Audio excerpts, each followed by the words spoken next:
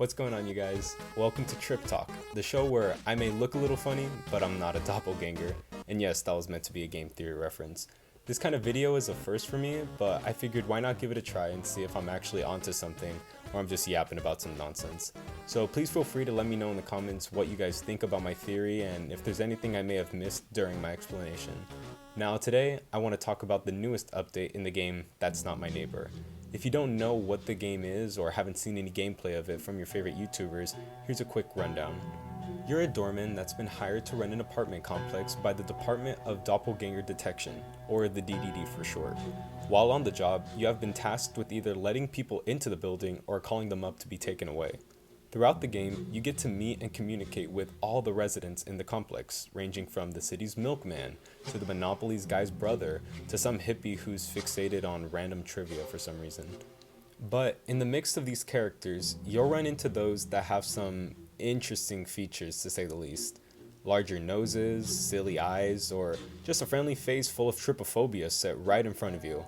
I always thought that was a fear of me since I'm Trypp, but anyways, when you come across these doppelgangers, you have to call an emergency lockdown and call the DDD to come by and capture the imposter. This literally sounds like Among Us. Once that's all taken care of, you go back to your regularly scheduled programming and get back to letting people in the building. After you've gone through the list of entries for the day, your window will close and that marks the end of your shift. But the kind of ending you get depends on which mode you're playing on. As of recently, the game has 4 different modes now: Arcade Mode, Nightmare Mode, Endless Mode, and Campaign Mode. Arcade and Nightmare are essentially the same thing, just Nightmare is more difficult when you're trying to catch doppelgangers. Endless Mode is pretty self-explanatory with the game never ending, and lastly, Campaign Mode is the game's story mode. For today's talk, I want to focus on 2 of these modes along with one character in particular. You see, this game has charm to it, and it all comes from the residents you encounter on the other side of your window.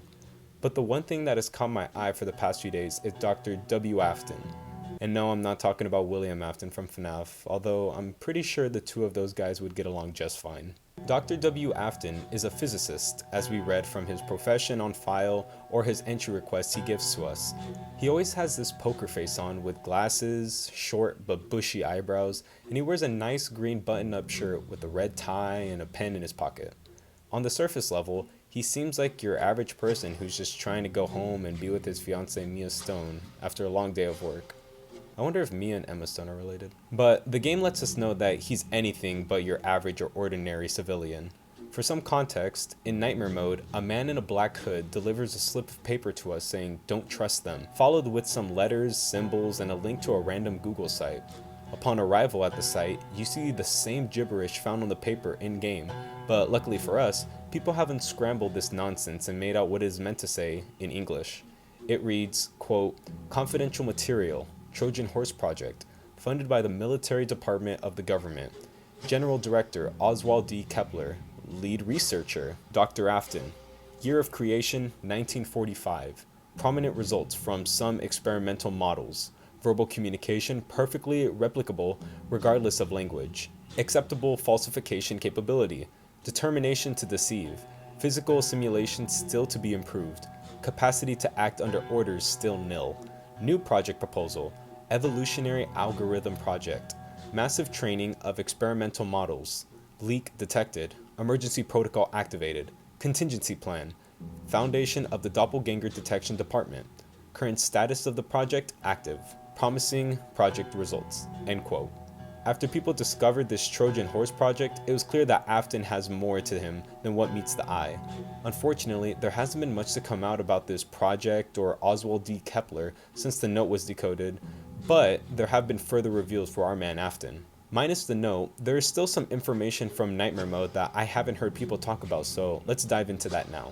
When you select Nightmare Mode, you will automatically notice changes to your office. Everything looks decrepit and run down while giving an uneasy feeling as well. But that's not the only change you come across. When checking out the files on all the characters you've met, they are no longer your friendly neighbors anymore.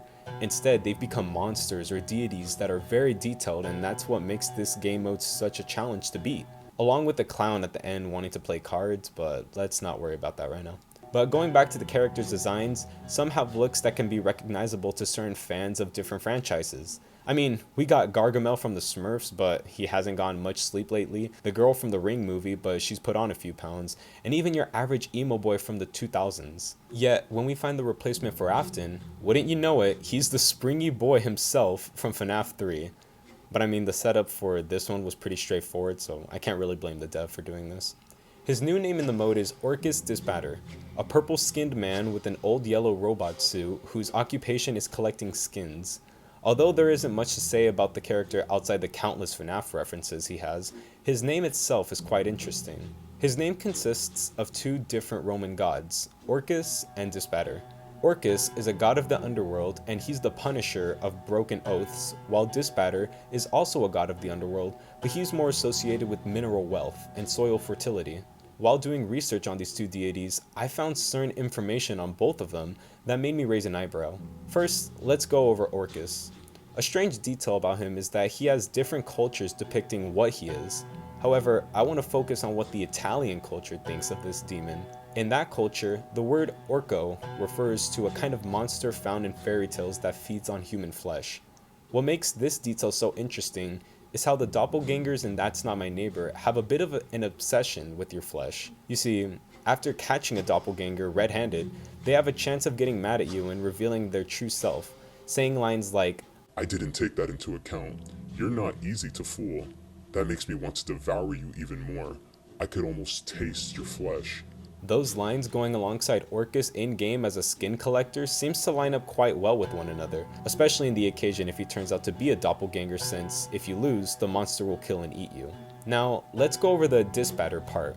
The Disbatter name has an interesting fact of how the dis part of the name is a contraction of a Latin adjective divus, which means wealthy or rich, and that's probably derived from divus or dius, which means godlike or divine, via the form diuat or diuet, and that means who is like the gods or protected by or from the gods.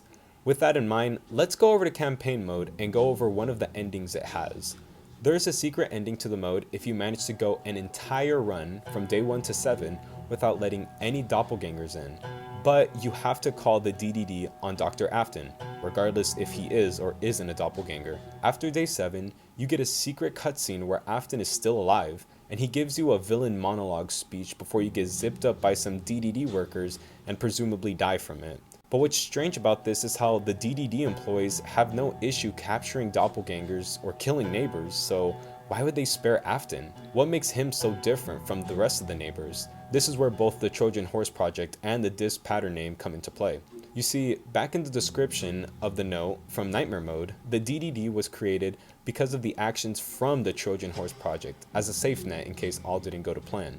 So if these workers were hired by Afton himself, it wouldn't make much sense for them to go ahead and kill their employer when he's just trying to go home. Now, I'm not trying to say that the DDD are gods in the game's universe, but it seems a bit coincidental of how the name given to Afton's variant in Nightmare Mode has a piece of it deriving from the idea of being protected from gods, and in campaign mode, he still ends up living even after you try calling him up. The last point I want to touch upon is a separate ending for campaign mode, and that's the considerable bad ending. To get this ending, you let doppelgangers into the complex and they end up taking the lives of each and every one of the residents until they're all dead. And after every shift, you get a newspaper article and it'll let you know which neighbor has died from the previous shift you just finished up. After doing all this, you get a cutscene where a doppelganger shows up to your window and he thanks you for letting them in, and now they're planning to take over the whole world. But as the monster is talking to you, you can notice something about what he's wearing. A green button-up shirt with a red tie and a pen in its pocket. Ladies and gentlemen, I present to you Dr. Afton's true form. I believe that Afton was always a doppelganger and the first one to exist in the game's universe. If he is, that would explain why he wanted to start up the Trojan Horse Project in the first place, so that he can bring more of his kind into the world for complete domination. I mean, how else would he know how doppelgangers are supposed to be if he wasn't one himself?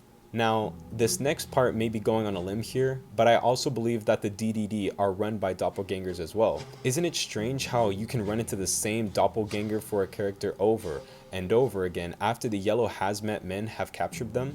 I think since Afton started both the Trojan Horse project and the DDD, he's trying to put a human's ability to the test of if a regular person can spot a doppelganger easily, and with each capture, Afton would be able to correct the mistakes of these creatures and make them as refined as can be until someone wouldn't be able to tell the difference from human to monster. And this is very apparent with YouTubers playing this game and having issues determining if the person in front of them has anything wrong with them or if they're just fine. The more and more you play the game, the more analytics Afton has to work off of and continue to make his work into pristine condition. However, I think the doppelgangers will eventually no longer need his help since they're starting to figure out for themselves how to trick people on their own. An example of these doppelgangers being aware of perfecting the art of deception is a line that one can give you after catching it red-handed, saying, I almost got it.